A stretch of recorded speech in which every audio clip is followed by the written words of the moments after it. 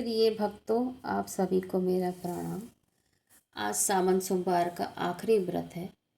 तो आज सावन सोमवार के इस आखिरी व्रत में मैं आपको एक कथा सुनाने जा रही हूँ। और इसके अलावा सावन का महीना आप सभी को पता है भगवान शिव को समर्पित होता है। और इस दौरान शिव भक्त विशेष रूप से सोमवार का व्रत रखते हैं और इस पावन कथा को सुनते हैं। तो चलिए आज हम शुरू करते हैं सावन सोमवार की कथा। प्राचीन काल में एक व्यापारी था जिसका नाम धनपति था। धनपति बहुत ही धनवान और धार्मिक व्यक्ति था, लेकिन उसकी कोई संतान नहीं थी। संतानहीनता के कारण वह बहुत दुखी रहता था। एक दिन उसने अपनी पत्नी से कहा, हमारे पास सब कुछ है, लेकिन अगर हमारे पास कोई संतान नहीं है तो ये सब किस काम का। धनपति की पत्नी बहुत धार्मिक थी।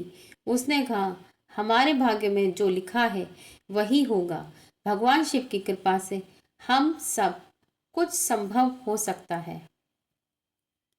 धनपति और उसकी पत्नी ने भगवान शिव की पूजा करने का निश्चय किया और हर सोमवार को व्रत रखने लगे। उन्होंने अपने व्रत को विधि विधान से संपन्न किया।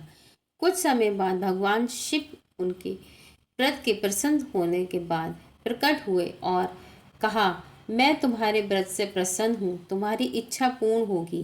भगवान शिव की कृपा से व्यापारी की पत्नी गर्भवती हुई और 9 महीने बाद उसके घर में एक सुंदर बालक का जन्म हुआ। उस बालक का नाम धनपति रखा गया। लेकिन वह बालक बहुत ही चंचल और नटखट था। जब वह बड़ा हुआ तो उसने व्यापार में धन हानि पहुंचाई और घर की सारी संपत्ति गंवा दी। धनपति ने अब फिर से भगवान शिव का ध्यान किया और प्रार्थना की। शिव भगवान ने फिर उसे दर्शन दिए और कहा, तुम्हारे पुत्र ने पिछले जन्मों के कर्मों के कारण ये सब भुगता है, लेकिन तुम्हारे व्रत के प्रभाव से वह फिर से अपने कर्मों को सुधार सकता है। भगवान शिव का आशीर्वाद से धनपाल ने अपने बुरे कर्मों को छोड़ दिया और धर्म और सदाचार का पालन करने लगा। धीरे धीरे उनके परिवार की स्थिति फिर से सुधर गई और वे सभी सुखपूर्वक रहने लगे। इस प्रकार सावन सोमवार के व्रत रखने से भगवान शिव की कृपा प्राप्त होती है और जीवन में सभी बाधाओं का निवारण होता है।